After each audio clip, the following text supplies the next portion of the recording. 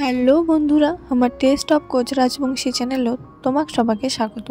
তো সবার প্রথমে কিন্তু কচু খোড়া দিয়ে আজিকার আমার ভিডিওটা শেয়ার করলি, কারণ আজিকোনা হামা বানামো বনুয়া কচুর ডাল। তো বনুয়া কচু গায়ে গায়ে খাইছেন বা কোটে কোটে পাওয়া যায়, অবশ্যই কমেন্ট করিয়া জানাবেন। তো বনুয়া কচু কিন্তু অনেকে বুনো কচুও কয়। তো এই কচুগুলা কিন্তু হলে হামা ভাল করিয়ে তুলে নিবার পরে তারপরে হামা বাকি কি করি সেটা তোমার ভিডিওটা শেষ অবধি কন্টিনিউয়াস দেখতে থাকো। তো যেহেতু এই কচুগুলা জঙ্গলত হয় বা বনত হয়, ওই জন্য কিন্তু বনুয়া কচু কওয়া হয়।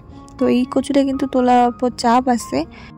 তো দেখো এটুকুনা কিন্তু আমার অনেকগুলা কচু তুলে নিছি। তো এরপরে অল্প এটুকুনা দিয়ে দিছি রোদত। তো রোদত দিয়ে দেওয়ার পরে মাটিটা যখন শুকিয়ে যায়, তো এলা হচ্ছে আমার বাকি প্রসেসিংটা শুরু করবো। তো সবার প্রথমে কিন্তু আমার এই যে কচুগুলা আমার তুলে আনছি, এর লেগে হচ্ছে এলা ভালো করিয়া কাটি নিব।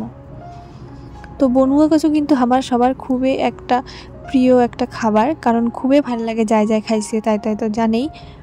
তো এরপরে দেখো এটুকুনা কিন্তু আমার নিয়েছি শুটকা। তো ডালত কিন্তু শুটকা না দিলে টেস্ট হয় না, শুটকা দিলে একটা অন্যরকম টেস্ট হয়। তো আর আমার রাজবংশী মানুষগুলা যেহেতু শুটকা খায় অল্প বেশিই ভাল পায়, তো এই জন্য কিন্তু আমার শুটকা কাটি নিছি। তো এরপরে চলো এই কচুগুলা যেগুলো আমার কাটি নিছি, এগুলো কিন্তু অল্প কান্না হামা হচ্ছে ভাপে নিব, বেশি সিদ্ধ করবো না, খালি অল্প ভাপে নিব। তো অনেকে কিন্তু এমনিও রান্না করে ভাপে না নিয়ে। তো চলো এই পাশে আমার মশলাগুলো বাটা শুরু করি। তো সবার প্রথমে আমার বাটমো জিরা, বেশি কিন্তু মশলা এটা আমার দিব না। তো এরপরে নিয়ে নিছি অল্প আদা আর নিমো অল্প রসুন। তো এই অল্প রসুন, আদা আর অল্প জিরা খালি এখানেই দরকার, আর মরিচ তো দরকার হবেই কারণ ঝালের জন্যে। আর একটা কথা কং, এই কচুটাত কিন্তু ঝাল অল্প বেশি দিবার লাগে। তো এই পাশে দেখো জলের কিন্তু থকবকি উঠে গেছে, তো সিদ্ধ করা হয়ে গেছে। এলা চলো বাকি রান্নাটা শুরু করি। তো সবার প্রথমে আমার এটা কড়াই দিয়ে দিলি তেল। তো তেল দিয়ে দেওয়ার পরে দিব তেজপাতা আর হচ্ছে অল্প পরিমাণে জিরা, এই দুটো হচ্ছে ফোড়ন দিব। তো আর একটা জিনিস মোর ভুল হয়ে গেছে, মুই হচ্ছে কি করছুং শুটকা গিলাক ভাজি নেবার ভুলে গেছুং। তো ওই জন্য কিন্তু এরকমই অল্প শুটকা গিলাক ভাজি নিম, কারণ শুটকা গিলাক যদি ভাজি নেওয়া না হয় তাহলে কিন্তু একটা কাঁচা কাঁচা গন্ধ থাকে। তো এটা অল্প হালকা ভাজি নিয়ে নামিয়ে নিবার পরে এটুকুনা দিয়ে দিলাম আমি অল্প পেঁয়াজ কুচি আর দিয়ে দিই হচ্ছে মরিচ। তো যেহেতু কলুং যে ঝাল অল্প বেশি দিবেন লাগবে, তো অল্প বেশি পরিমাণে ঝালটা আমার দিলি। তো তোমার যাই যেমন ঝাল খাবেন তেমন দিবেন। তো এরপরে এটুকুনা যে সিদ্ধ করে নেওয়া কচুগুলো আছে এলে কিন্তু ওলা ভালো করে এটা দিয়ে দেওয়ার পরে এলা ভালো করিয়া ভাজি নিব। তো এটা অল্প পরিমাণে দিয়ে দিলে হলুদ আর দিয়ে দিব লবণ। তো হলুদ লবণ দিয়ে আরও মোটামুটি ভালো করে মিক্সড করে নেব, যাতে হলুদ আর লবণটা ভালো করিয়া সবগুলোর সাথে মিশে যায়।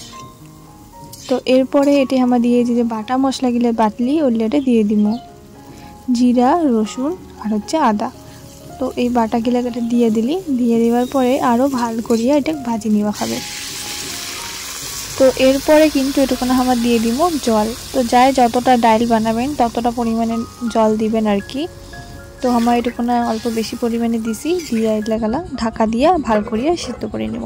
তো সিদ্ধ হইতে ততক্ষণে চলো আমার ধনিয়া তুলে আনি। তো এর আগত তো একটা ভিডিও তোমাকে ধনিয়া এগুলা দেখাছুং, এটা আমার শাল ধনিয়া কই।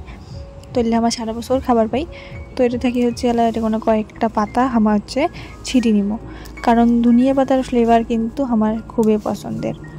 তো এরপরে দেখো এই পাশে কিন্তু প্রায় মোটামুটি এটা সিদ্ধ হয়ে গেছে।